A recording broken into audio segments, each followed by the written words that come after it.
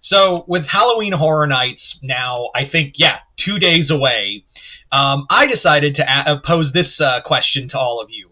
Do you guys think Hazbin Hotel could work at Halloween Horror Nights? Reason why I thought of this just out of the blue is because, well, in this idea for this video came from, well, again, Halloween Horror Nights 34 is 2 days away, and we just got some clips, well, not clips, but screenshots of Hazbin Hotel Season 2.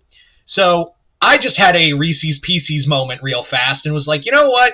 How, could it actually work? Now, I'm going to argue for and maybe against the idea of Hazbin Hotel coming to HHN. Now, let's actually start with the cons first, because just to make it interesting. Cons, I don't know if HHN, as good as they are, as John Murdy and the rest of his creative team are, I don't know if he could actually, pull it off. I don't know if he could, pull off the characters without making it look like cosplay. And they haven't really done an animation one ever. They have done it at Halloween Horror Nights Japan. They did do ones like Demon Slayer and others.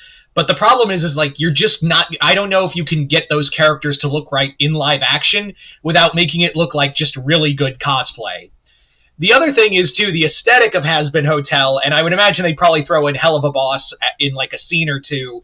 The problem with that is that, the aesthetic is so bright and jarring that it could be a little hard and off-putting and make it look like a little something I think it looked garish. I'm afraid, and I'm not discrediting, the idea of it. I'm not discrediting it at all. And again, the creative team has done an amazing job. Hell, I have advocated intently for them to do Bendy and the Ink Machine.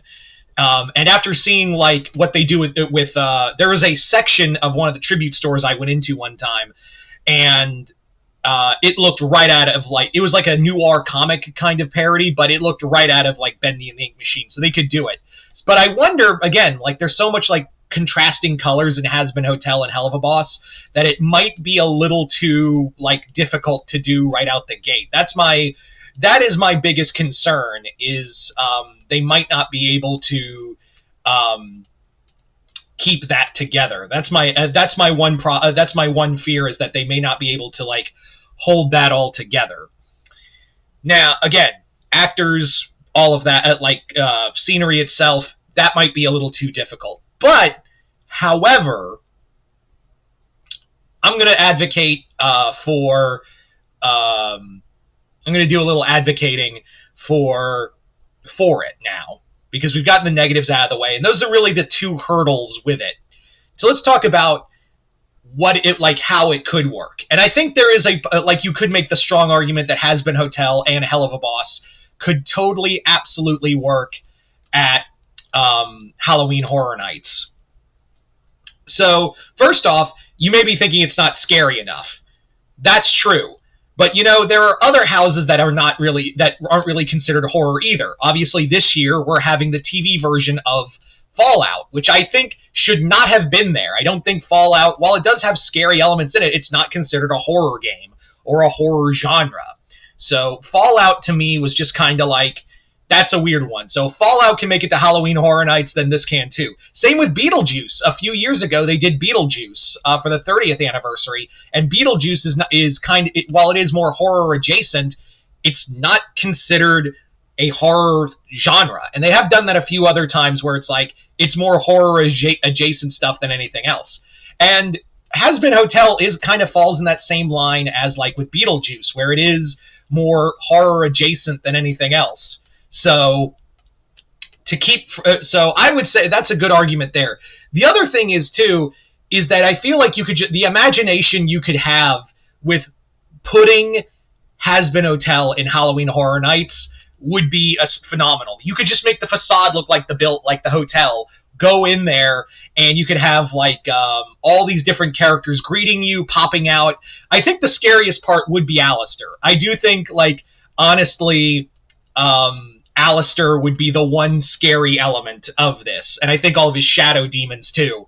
Like maybe like this thematic story is that you're now in hell and you're looking for redemption, and you come to the Hazbin Hotel, and Charlie welcomes you in and all of that, and you go deeper and deeper until like Alistair like doesn't want you here, and he chases you out, and it gets progressively scarier with the Alistair stuff. But I think this, and the other thing is too, is like it's not like we've had kitschy houses before. Another a good argument is Bugs Eaten Alive. It is kind of creepy, but it was more of a 50s fun aesthetic.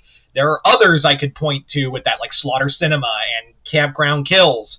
I think the fun house that is going to be this year is, like I said, with Fallout, and the other one being, hell was I gonna